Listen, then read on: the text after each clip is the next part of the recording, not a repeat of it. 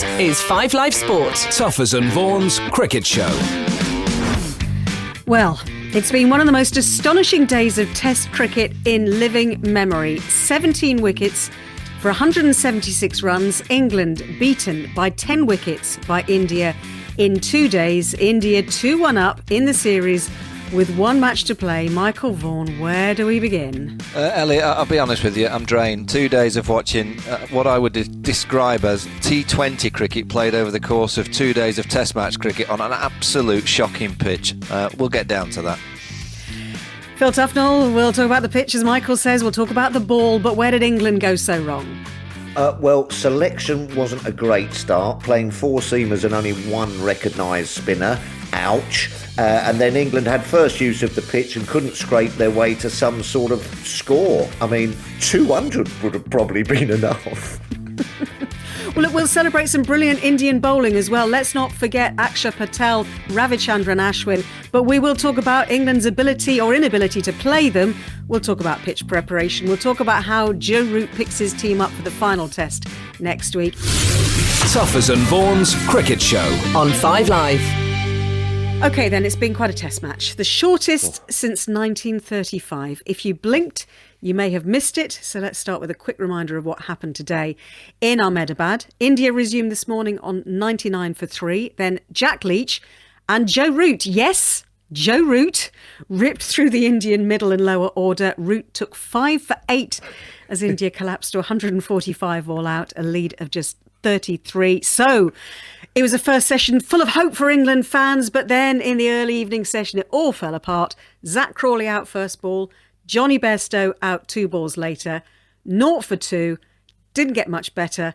5 wickets for Akshar Patel, 4 for R. Ashwin, as England finished on 81 all out. So India just needing 49 to win. They knocked them off, winning by 10 wickets with more than 3 days to spare. Phil, Michael, give me your top bullet points at this stage. I mean, you say you felt drained. I mean, Phil, you and I felt a bit like this, didn't we? As we went out after the dinner interval, it was just this kind of sense of brains exploding. The only way I can describe it is like watching an EastEnders Christmas special. You know, there was just too much going on, wasn't it? You couldn't take your eyes off it for 1 minute. You know what I mean? Grant and Phil were up to something. There'd been a crash or something. I don't know. It was just every ball, something was happening, as you said. And the feeling that I got from the end of it after 2 absolutely enthralling and exciting days cricket was that I felt a little bit let down by it. I wanted more of it. So, yeah, disappointed. It's only Friday tomorrow and there's going to be no Test match cricket. As you say, the quickest Test match since the 1930s. England didn't play great. India didn't play great. India bowled great, that's for sure. One very experienced bowler in R. Ashwin just showed his skill on a pitch that was helping him. And Akshar Patel is a real one for the future. But, it was all just a bit of a blur, wasn't it, at the Oval? It was amazing. It was very strange. And Michael, you said it was a bit like watching lots of T20 cricket. There was a T20 international today between New Zealand and Australia in which 434 runs were scored, which was more than in the entire Test match. Yeah, I mentioned T20 cricket because that was the option for the batters. They decided that the only way to play on a wicket was to try and be aggressive. And, you know, there was wickets tumbling every other over. There was the odd boundary, not many. I think what summed up the Test match was when Joe Root and Ben Stokes put on, 29. And you thought it was one of the greatest ever partnerships. They put on 29. And you felt that England were back in the game. You thought, oh, wait a minute, this could be very interesting. But, you know, I just think over the course of 2 days, we have been let down because the surface wasn't good enough for Test match cricket. And India are a better team. They've got more skill. They've got more skilled players for those conditions. But for Test match cricket and for the future of Test match cricket, that is not a pitch that the players should be playing on. You know, the ground, magnificent, a beautiful new arena. Sorry, the dogs didn't like the Test match either. They're barking away. The arena at Ahmedabad is magnificent, 110,000. I'm sure in the one day, as it'll be, you know, the Ring of Fire, the light, it's going to be an amazing spectacle. But it looks to me like they spent billions on the ground and a bag of nuts on the pitch. They've not spent that much money on the surface because It's not sour grapes. I'd be saying it if Australia were playing Sri Lanka, any other teams that play Test match cricket on that kind of surface, in my eyes, you're letting the players down. You're letting the young players in particular who are just set in their way to be Test match players. They shouldn't be playing cricket on those kind of wickets. But also, Mike, I mean, I totally agree with what you're saying there. But then also the amount, and we were saying that perhaps people look to try and play too aggressive. I don't necessarily think that so much, because there was just so many wickets falling for people just going forward to, like decent length balls outside off stump and getting LBW or bowled. I just, they were almost straight deliveries. And I understand that if the odd one turns, then it sort of scrambles the mind a little bit. You don't quite know, how much the ball is going to turn and everything. But I think it was like out of the 30 wickets that fell, I think something like 26 or 25 of them were LBW or bowled. I mean, there must be a technical or a mindset sort of like Rick here going on with the batsman on pitches like this. Yeah, well, we're going to get into all of that. Try and iron out some of the technical flaws. I mean, where do you even start with that from an England batting point of view? But let's bring in Indian commentator Prakash Wakanka, who's been with us on the Cricket Social on the TMS podcast over the last couple of days and staying up well past his bedtime to speak to us. So we really appreciate it, Prakash. Look, in the early reaction to this test in India, are people celebrating the win within 2 days, or are they having a few misgivings and feeling a little bit shortchanged as we are? To be honest with you, what Wani and what Tuffers have said kind of sums up one part of the debate very clearly. Inadequate pitch, inadequate batting, particularly so with England having had the opportunity of first use of the pitch. And then there are all of those people who may not be sort of cricket pundits, if you will, but just ordinary fans who are saying this is great, India won, fantastic, but really 2 days is not good enough. You can't have a test match finishing in 2 days. That is not what we want. We want India to win. Sure, we support the team, but we do need facilities and surfaces and all else that goes with it to make it a more engrossing but even contest. And I think therefore it's a mixed feeling. Without being facetious about it, I think the fact that there's no cricket for another 3 or 7 days now is a worry. But the fact is, 2 days not good enough. And also, Prakash, it's when you say an even contest, it's not necessarily between the teams; it's between bat and ball, isn't it? I'm with you. Yeah. I mean, look, there are I was actually just preparing this before I came on. 21 LBW or bowls. Yeah. All right. Now, you can argue if you look at the second innings start, which is where I felt, the opportunity for England having worked to get India all out for 145 was really there. Those first 2 wickets in that first over, really, I mean, you looked at the first ball that Crawley got out to, and then the third one, notwithstanding the second attempted horrible sweep that Johnny Bairstow tried. Realistically, those were straightforward balls, and looking at it from where we were sitting, it looked like if you just played, you played the wrong line. I mean, you used the Bakerloo line example during the social. I think that just didn't go away. 21 wickets overall is the analysis that fell to balls that didn't turn at all, were just straight. And India's batting, I mean, both sides were 74 for 2, 98 for 2. The only batsman that got close to facing 100 balls was Rohit Sharma, 96 balls. Gill and Kohli batted for more than 50. The only English batsman to do it in either innings together was Crawley, who faced 84 balls, and then Root 69 in the second innings. Just tells the story that just as much as the surface was, I think, a culprit, just poor application, and India's batting against spin, I think, is a genuine concern that India need to think about. Oh. Prakash, I mean, it's a magnificent new ground. Do you think, 6 days' time, they can prepare a good test match wicket? Or do you think that the square is so, young that it hasn't had enough time to kind of settle down? And are we expecting a similar kind of surface for the last test match? Michael, I sincerely hope not. And I'll tell you why. Because, look, you understand a lot more about pitches than obviously I do. But the reality of this is these 11 strips are obviously part of a completely newly laid square. And because of the way the stadium is now constructed, so close to the Sabarmati River, there is actually enough inherent underground moisture. There's no reason for the pitches to be as dry as we saw these two. If you look at the outfield, it tells its own story. So can they get a wicket together which will be a proper wicket? Yes, it will turn, fair enough, but a proper wicket which will last or has the potential to last for at least 4.5, 5 days. I think they can, because if they don't, then imagine what a fiasco those 5 T20s is going to be. They're on the same square. Yeah. I want to come back to the point you made, Prakash, about Indian batsmen not playing very well against spin, because we had a lot of conversations today and in the aftermath of the test about, the fact that Joe Root took 5 for 8 must be an indication of how the pitch is bad or the ball is behaving in a really weird way.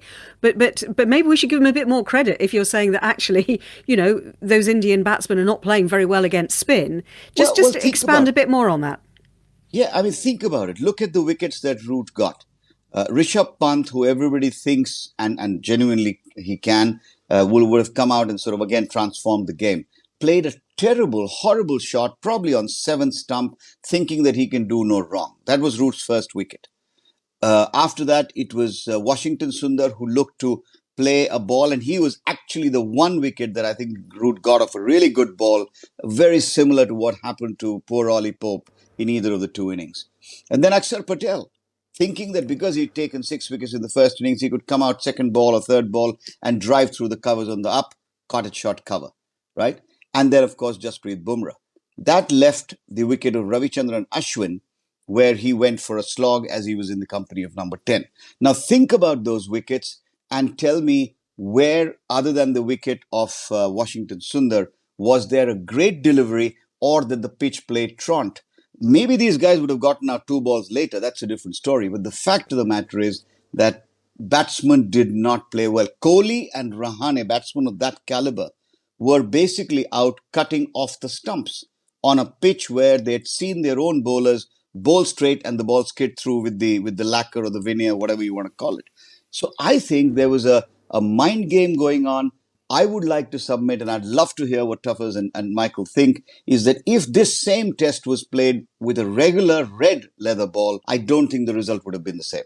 A few whispers have been coming back that this pink ball and the lacquer on the pink ball, especially when it was new, just sort of skipped off and hurried the batsman. And so that's why a lot of them were sort of like almost beaten for pace from the spin bowler. So there might be something to do with that. But I make Prakash so right. As a professional batsman, the one thing that you've got to do, and Michael backed me up here, is have a defence that you can sort of rely on, even if the pitch is exploding and the ball is skidding on and what have you. You've got to have a basic forward defence that you can stop the ball from hitting the stumps or thumping into your pad and then becoming LBW. And that's what I just didn't see. And I didn't really see that from either side, to be honest with you. Actually, Tuffers, you're right. I mean, the most important aspect of Test match cricket is learning during the game. And for it to happen in the first innings, you kind of go, fair enough, pink ball on this kind of surface, it can surprise you. And it probably surprised all the players of how it skidded off that kind of full of length and hit the pads quickly. Yeah. But surely in the second innings, you know that's going to happen.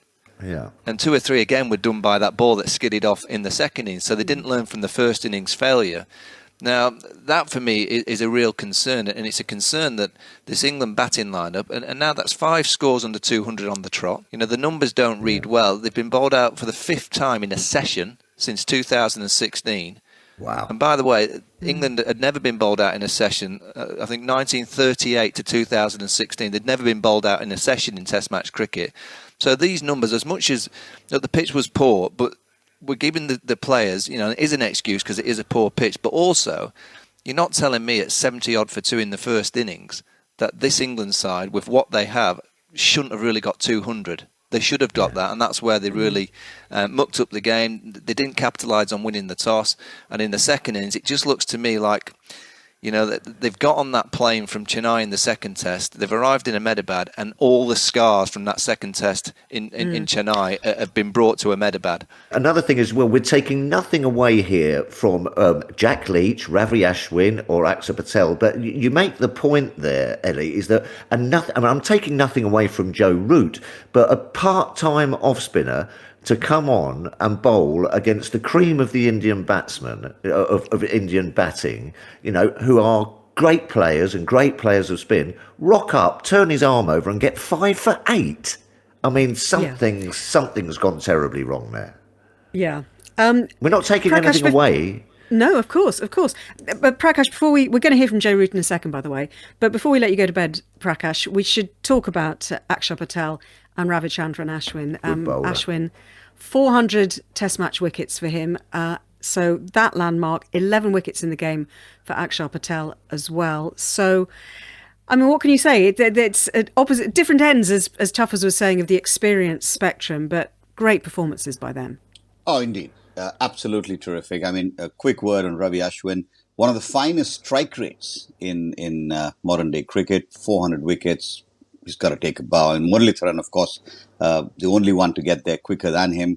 And someone who I think if he continues, he reminds me so much of Anil Kumble in some ways in terms of the way he thinks of the game. I remember Anil at 425, 450 wickets had sort of lost his bite. And then he rediscovered 2 or 3 new deliveries, which really got him to that 619. And his strike rate did go down as his career progressed. With Ashwin, it's the other way around. This is a second coming of Ashwin.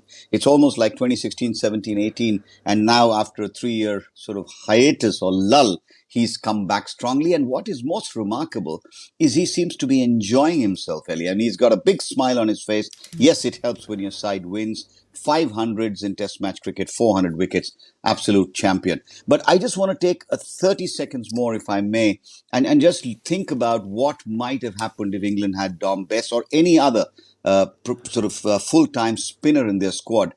24 overs of seam bowling by England in India's first innings, in spite of having seen what happened when they batted. And did Root bring himself a little later than he should have, knowing that, okay, if whatever happened with selection happened, if he had a second good professional spinner, would this game have looked different? Doesn't take away from the debate on the pitch, doesn't take away from the pink ball, but could that have worked to their advantage? I think that selection was a real problem, and I think that came back to bite England, howsoever we look at this Test match.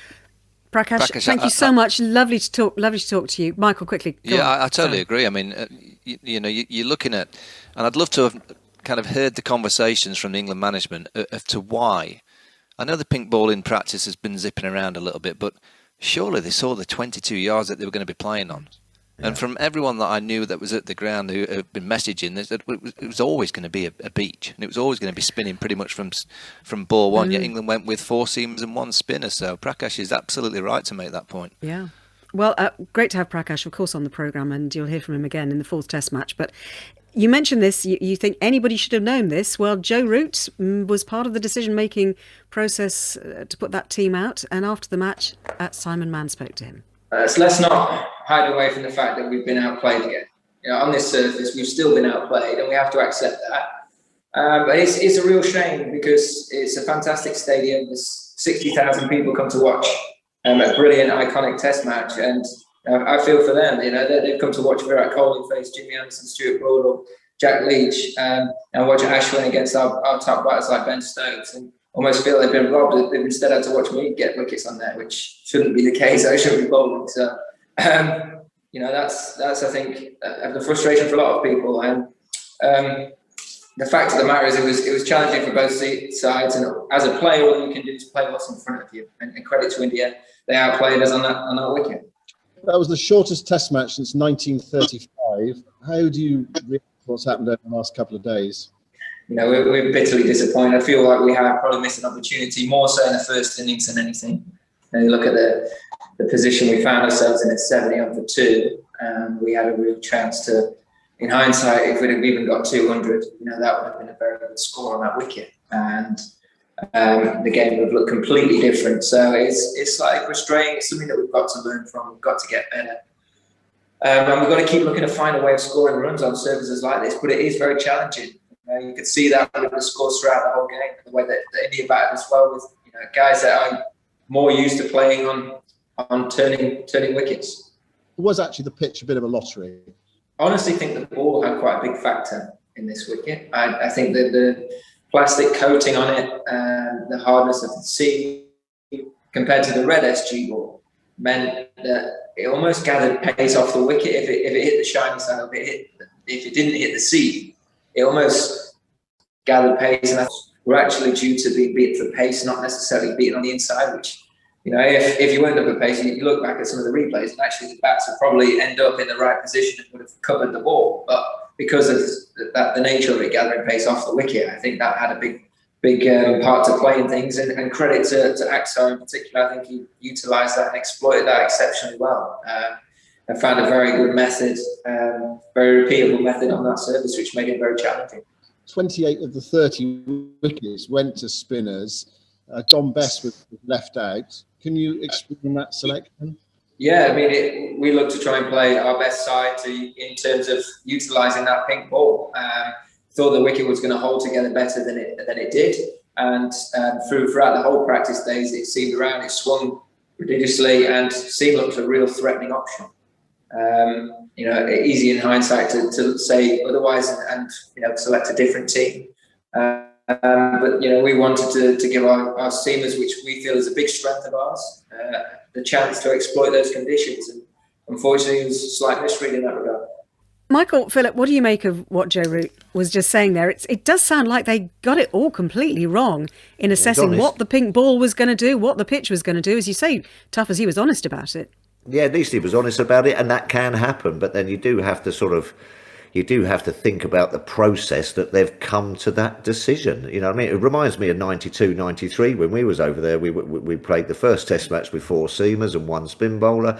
India played with 3 spinners, and you almost had 3 seam bowlers not bowling any overs because they were just not the threatening. So it's all very well and good thinking that you're picking the best side, but you have got to read the pitch and read the conditions a little bit. I know that the pink ball might have edged their way towards the seamers, but you've almost got to get to that stage of the game when the lights come on and it's dark, and they didn't because the wicket was turning so much. It's a concern for me, Ellie, I have to say.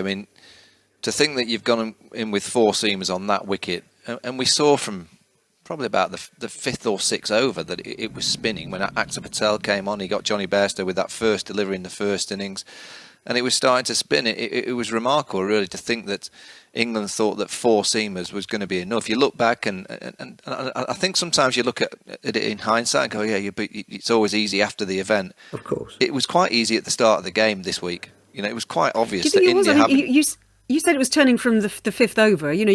Unfortunately, you can't change your team after 5 overs. No, you can't, and that's what really surprised me with England's selection this week. And it's not after the event. Straight away on the morning of the game, we were all saying, "Wait a minute, this can't be right. 4 seamers in India." When you think that last week India produced this Bunsen burner, they weren't then going to go to a pitch that's going to seam and zip around to give England a better chance. So England got that right. I honestly think the selection of the team and for the whole tour, I know we went on about it last week on Tuffers and Vaughan, but Johnny Bairstow, to think that he played so well in Sri Lanka, I honestly think the way that they've treated Test match cricket throughout this tour, and for these 4 matches against the best in the world, in their own backyard on these difficult wickets, to think that Johnny Bairstow was playing so well in Sri Lanka, he then gets on a plane to walk his dog in the Yorkshire moors with the snow, to then get back on a plane to arrive in Ahmedabad, to think that he could bat at number 3 against these kind of spin bowlers in those conditions. I don't know any player that could have done that. Brian Lara, Ricky Ponting, you name it, Sachin, they wouldn't have been able to do that. So why do England think that by what they're doing, and you can say bio bubbles, but as I've said many, many times, it's when they rest which is important, and when they miss series. And the 4 Test matches in India, to think that Johnny's flown back in and he's now bagged a pair. His innings today, there was people on social media saying it's the worst Test match innings of all time. That shot, he goes out there first ball and plays an almighty sweep shot on a pair. So where's his mind? I just think for the whole tour, from going 1-0 up, and we're all excited, and you've got Josh Butler, who played so well in that first test, who India fear. He then gets on a plane to go home. 4 changes for the first to the second, another 4 changes. How many changes going into the fourth test? I'm sorry, Ellie. You can't treat test match cricket like that against the best teams in the world, because you will get found out. And as much as we can give them an excuse for the pitch, the management of this group, and the management in particular of someone like Dom Bess, now how's that young kid feeling? Done well in the first game, not played since. He's not been picked on a Bunsen burner. And then he'll probably have to play in the next game on the last game of the tour. I just think it's been poor management of the whole group. As you say, they've got themselves in a bit of a pickle. They've got themselves in a bit of a pickle. Can I ask you this question? Tuffers? Have they effectively? I mean, because we know how important mental health is in sport. We've talked about it. I mean, Michael and I, you and I were doing programmes about this 10 years ago. So we know how important it is. But have England prioritised the mental health of the team over the results of the team, Phil? But Ellie, I get that. And that's why I say miss the Sri Lankan test, or miss the one-day series, or miss the T20 series, or pull them out of the IPL. These 4 matches against the best team in the world, England should have been thinking in their planning months and months ago. And when I'm hearing from around November the 25th, I think it was, when I got told that Josh Butler was playing 1 test match in India and then he's going, I'm going, how can that be right 2 or 3 months before it happens? What happens if he gets a double century? He's then going to go home. You know, where's the flexibility? Why is it that it's only been Moeen Ali that's been asked to stay on? You know, I just think this part of the winter for me would have been the mainstay. Right, those 4 test matches, we need players to have time away, understand, but when are we going to get them that time away from these 4 matches? You know, is it that they missed the one-day series? Is it that they missed the 2 tests against Sri Lanka? I personally would have loved to have seen the test team that needs oiling. The one format of English cricket that I worry about more than the 50s, more than the 20s, because the one-day format, the white ball team, you know, there's a group of 20 players that you can pick 1 to 11 and go, you're going to be fine. They're a wonderful team. The test match team, Ellie, they're not good enough. You just look at the averages of the batsmen that play in the test match team. They all average around 32 to 37, apart from Joe Root. That doesn't make you a great test match team. You know, and to go to Australia in 10 months' time, my fear now is, having seen these last 2 weeks of poor cricket wickets, in my opinion, in test match cricket, that England will feel, you know what, when we get India back to our home shore in a few months' time, we've got 5 test matches, we'll produce green tops and we'll get it zipping all over the place. That would be the wrong approach to try and build a test match team that potentially is going to go and win in Australia, because what England need is a batting group that arrives in Australia exactly like in 2010-11, where they had a huge amount of confidence, big averages, knowing that they were going to get big runs. If they arrive in Australia with a group of batters that have had iffy summers because they've been playing on some poor wickets, and you've got an Ollie Pope who kind of arrives in Aussie going, I need a few test runs because, you know, I've had a summer where I've averaged 28, 30, you know, Sibley at the top of the order, Rory Burns, Zach Crawley. If those players don't arrive in Australia with a mountain of runs behind them, I don't give them any chance, because the way that England win in Australia and the way that they beat the better teams consistently, both home and abroad, is by getting big, big runs. And England will react. I know what they'll do in the summer. It'll be the wrong approach, in my opinion. They'll go green tops, zip all over the place, 3.5 days of cricket, win, and then it'll be like, right, off to Australia. How are we going to bowl with a ball that doesn't swing? And how are we going to bat and try and get 500 in the first innings when we've been accustomed to getting 250 on poor wickets? So there you go. There's my rant. I think it's been poor management. And as you say, that's a little bit tit for tat. You've got to think of test match cricket instead of just sort of like tit for tat, we'll play on spin bowlers. And that's what we're talking about, the wicket. Listen, the wicket can spin, the odd one can spin from day one. OK, that's not the end of the world. But test cricket shouldn't be, well, we'll play you on a load of spinners, and then when you come to our place, we'll play you on a load of green tops. Exactly what Michael's just said, because then it just doesn't become test cricket. It just becomes a tit for tat kind of thing. Well, we can do this to you and you can do this. And another thing is that, India versus England as a test series, they're career-defining sort of test series for international test cricketers. They're the kind of things that you want to look back on and have feathers in your cap. You know, you just don't want to then be rested necessarily and sort of like then thrown into a couple of sort of like meaningless-ish one-dayers. You know, that's not career defining. You're not going to sit back, and say, I've got a great 20 in the first one-dayer. You know what I mean? This was an opportunity when I think that you could have just got your best team together and rested them, for other things. But as you say, this is the main thing. And England started so well. This is another thing. Where's it all gone? That first Test match England played in, everything went right. Okay, they won the toss on a flat pitch and then it slowly started to disintegrate and everything. But everything was looking in place. And then within the space of a week, it all just fell apart. And I just don't quite understand how that could have happened. But was that partly, I mean, I don't know, were some of the cracks papered over by the fact that Joe Root got a double 100? Well, perhaps. That Jimmy Anderson bowled brilliantly in the final innings for India. Had one of those extraordinary days that cricketers, sports people dream of having. That maybe that was not a representative image of where this team is at the moment. Yeah, spot on, Ellie. Absolutely spot on. I mean, Joe Root's double centuries in Sri Lanka, the big 100 in the second test, the double century in the first test. That's why I mentioned all those batting averages. Apart from Joe Root, the batting averages of all the other 6 in the top 7 at the minute are just mid 30s. That's just an okay batting average.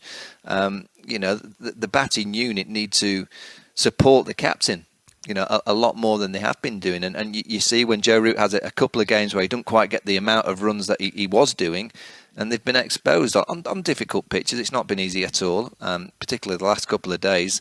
It's been very tricky for bat. And I'm looking at the young players trying to make their way in Test match cricket, and I don't think there's a harder 2 innings of Test match batting to try and get a few runs to get a bit of confidence, because the pitch that they were playing on in Ahmedabad, it just looks so difficult to try anything. They tried the sweep shot and it was like stopping and spitting, and they try and dance down and the ball was kind of grabbing in the surface. So it's certainly not been easy. But I don't think I've ever been as disappointed today when you think about what Test match cricket is standing for. That for the first time since 2005, it's on terrestrial TV, free to air television. And my worry for the future of Test match cricket is, Channel 4 would have bid an amount of money to put Test match cricket on the station for us all to see.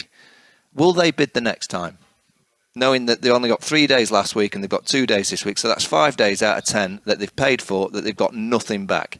Now, will they be thinking the next time a rights deal is available in the future, is it worth buying Test match cricket? Because you know what? The home team or X, Y, or Z may happen, and you might get a 2-day test, a 2.5-day test. What are we going to do with the other 2.5 days? And that's a worry for me. We need, as a game, and the Test game needs every single aspect of broadcast wanting the rights. And if they've got the money, they'll get them. And what's happened over the last 2 days, I think it's a real bad message for Test match cricket, that there'll be many broadcast units now go, I'm not too sure I'll be spending a few quid on the rights. I'll get the 1-day stuff. And I get the T20 because that's pretty much guaranteed. You're going to get a game and it's going to be finished on that day.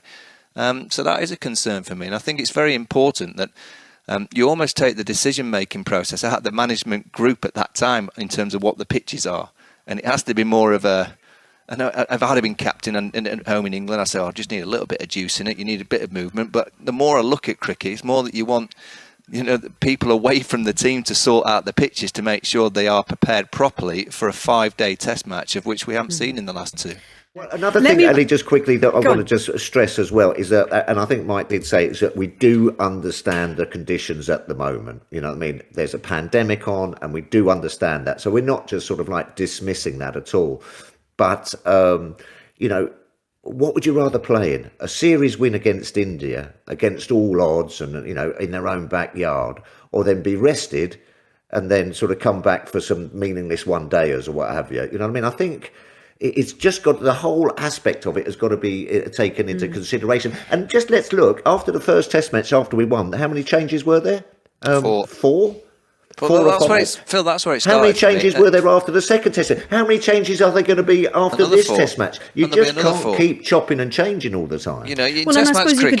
Test match cricket, Ellie, you build partnerships, bowling, batting, and you get used to and accustomed to the players that are, even in the dressing room, you sit close to people, and you go to another ground, you sit next to your pal from the week before because it's gone well. When you're swapping and changing all the time, and you look at that top 3. Different open partnerships, different number 3s, Joe Root in early all the time, different wicket keeper. So the wicket keeper has been brilliant, folks, but different wicket keeper to talk to the bowlers. Consistency builds, and it's not just consistency when you're winning all the time. You have to lose together as well to build a team, and that's the real frustration for me, that England aren't prepared or not preparing to build this Test match team. And Chris Silverwood had already stated now that, you know, if any of the England players are in the IPL final, they won't be playing in that first Test against New Zealand at Lords. I think that has to change. England have to prioritise the 7 Test matches this summer as the number one, of making sure they get their best team playing together for those 7 Test matches, to get that top 7 in particular well-oiled and in good form, making sure that they get down to Australia full of confidence. And one thing that I've observed over the last couple of years of watching England play is actually, generally speaking, they're quite upbeat on the field. You know, Joe Root seems to have a kind of calm mindset. So, and in this Test match, it just sort of felt like the wheels were falling off a bit. You know, the fact that they just had that sense that the world was against them for whatever reason. Maybe it's partly to do with the fans being in, but, you know, the third umpire decisions going against them. That wasn't a good sign, Phil, was it? That sort of slight kind of team mental disintegration. But yes, and that's what happens on a tour. On a tour, and it will happen in Australia, and that's the whole point. That when you have the opportunity to go away, you really do have, and you perform well. It's a real feather in your cap, because, you know, everyone can sleep in their own bed and potter up to Lords, and you know where you're changing, and you know where your mates are, and all your mates are in the crowd, and it's all very nicey. This is a completely different atmosphere, which you then have to adjust to very, very quickly, or all these things sort of like mount up very, very quickly, and the next thing you know, like today, you've been bowled out in 100, you know, the game's gone in 2 days. You don't quite understand. They'll be sitting there in that dressing room now going, what just happened? We can't quite put our finger on it. You know what I mean? I hope they're not still sitting there, Phil. It finished several hours ago. Yeah. Well, no, okay. No, well, there might be a few there. There still might be a few there. Yeah, I think the frustration, and it kind of boiled over with a couple of third umpire reviews. That, you know, the third umpire on day one, he had a poor day as well, because he just didn't look at enough camera angles on enough of the decisions. But I think the frustration and the anger, and it stemmed from being bowled out for 112. You know, England knew that they should have got 200 plus. You know, 70 for 2. Zach Crawley playing so well. The captain was in, and they just switched off, and they gave a few soft ones. Ben Stokes went out to bat, and he just looked at all at sea. And he got out to a straight ball that he just went back to a full length delivery from Axar Patel was LBW. Ollie Pope was bowled from round the wicket from R. Ashwin. You know, it looks a good ball because his kind of reactions, and he's down on his haunches and he's looking up as if it's a miracle delivery. It was just a straight ball that he missed. He played down the wrong line, and I think that's where the frustration came from England, is that they knew really that was where the Test match was lost. When you get bowled out for 112, when the pitch was never flat, it was never a road. You would never have expected any team to get 350 on it, but from England being 70 for 2, you would have expected 200, 225, and I think that could have been very, very competitive. Yeah, but that's what good spinners do. What they do is they get you playing down wrong lines, and they used to say, you used to spin a web, and there were so many of these guys, or our guys, walking off going, oh, crikey, how's that bowled me? It was almost like sort of like dismay. And when they get back into the dressing room, they have a look at the replay, and it'll be, oh, well, actually, it was just a straight ball. You know what I mean? Good spin bowlers, especially on turning pitches, get into the mind of the opposition. And you think it's doing all sorts, like the great Shane Warne, the zooter, the slider, the big spinner, the non-spinner. It's all a bit of a mind game, and I'm afraid England sort of got lulled into that. Well, the mind, and just Phil, sort of like fell foul of it. Yeah, you talk about the mind. That those young batters that I mentioned, Sibley, inexperienced, Crawley, Ollie Pope, Johnny Bairstow, who's not young, but you know he's fighting for his Test career. Let's be honest. They've got 6 days now to think. They'll go and practice, and they'll try and change one or two things. But ultimately, when they take guard in the 4th Test match, Axar Patel will be bowling, and R. Ashwin will be bowling, and they'll be bowling a similar kind of standard to what we've seen in this Test match. The pitch might not be quite as bad, but they'll have the same fields. It's on the same ground. You're in the same dressing room. Now, that is a real mental challenge for these young batters, because, you know, deep down, they'll be thinking, well, a lot of people are criticising us. You know, we need a few runs. And it's quite easy as a young player to think, well, I just need a score. You know, I need a score. So you go out there early and try and get a few quickly to get to a number. Very difficult to suddenly go, right, I'm just going to bat time. I'm just going to trust my technique. I'm going to trust my technique to defend and survive the first 20 balls, the hardest 20 balls of your life playing in spinning conditions, those first 20, and just give yourself a little bit of a breather to get in. I'd be very interested to see what method they go for in the next test match, because the bowling will be the same, the pitch will be similar. It's not going to be easy. Can I read a tweet that came to me today that I looked at and I thought, you know what, this was when you know that the pitch is seriously bad, because we've got to react to this. It reads, just watch the third test for India. Great bowling by India, but that pitch! Exclamation mark, exclamation mark. Test match needs to be a fair balance between bat and ball for an even chance, surely, with an emoji with a smiley face with sunglasses. Now that was from Glenn Hoddle. When Glenn Hoddle, Ellie, is tweeting about the pitch, you know it's a bad pitch. It can't be good. Chris Waddle will be next. Waddler will be next. He'll be commenting. When Waddle and Hoddle speak about a pitch, the BCCI should listen. Yeah, and actually, I've seen tweets from ex-Indian players as well, and other, fans of the game, fans from India. I mean, Indian cricket fans are passionate, of course, about their team, but fans saying, look, that pitch is not good enough. That pitch was not good enough for Test cricket, because if it only lasted 2 days, clearly it wasn't good enough. And we're not saying we want roads, because roads are not good enough, not good for Test cricket either. But look, let's just look at what's going to happen then in the next Test match, starting next Thursday, as you say, in the same stadium.